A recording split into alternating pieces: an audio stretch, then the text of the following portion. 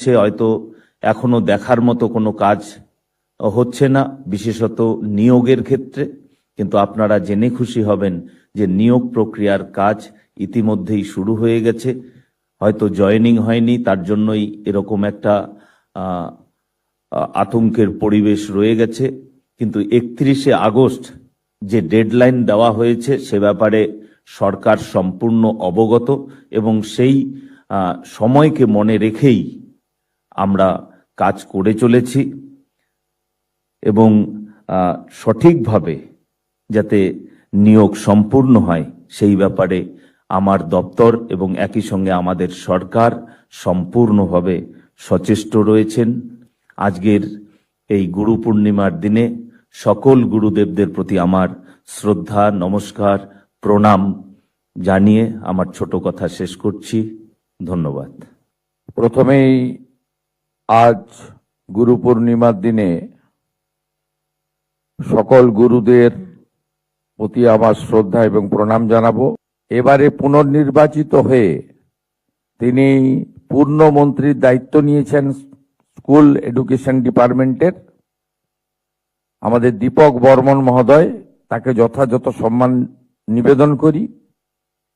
আমাদের রায়গঞ্জ থেকে নির্বাচিত শিক্ষাবিদ আমাদের রাজ্যমন্ত্রী, রাষ্ট্রমন্ত্রী কৌশিক চৌধুরী মহোদয়, তাকেও সম্মান জানাই।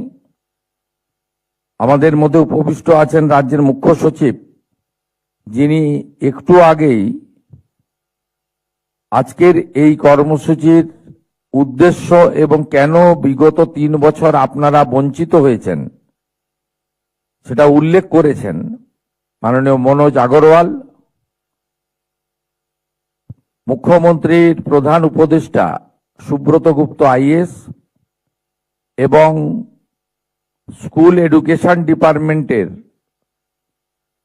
আমাদের প্রধান সচিব তথা অতিরিক্ত মুখ্য সচিব পদমর্যাদার আধিকারিক বিনোদ কুমারজি মহোদয়, এর বাইরেও আধিকারিকরা রয়েছেন, আমার প্রেস মিডিয়ার বন্ধুরা রয়েছেন এবং শুধু শিক্ষক, শিক্ষাকর্মী, শিক্ষিকা নন, বিদ্যানুরাগী এবং কোথাও কোথাও ছাত্রছাত্রীদেরও আমি দেখতে পাচ্ছি।